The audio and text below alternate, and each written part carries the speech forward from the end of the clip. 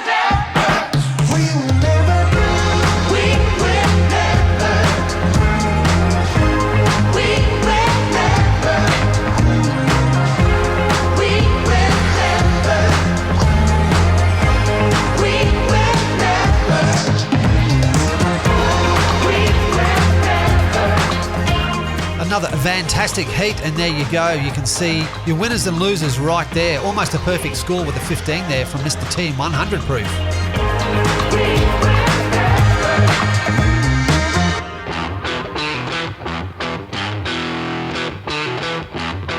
Probably the most recognised TV van in history, and 100 Proof Racing not only gets the van, he also gets Mr. T from the A-Team to drive for him. This is why you guys are off to the semis. Also heading straight into the finals is Po Boy Racing the Builder. The driver is Bandit, and that's the Cooper's fast delivery van with black fire tyres. Let's wrap it up, NZ. Mr. T has no time for jibber jabber. He's got to win these races.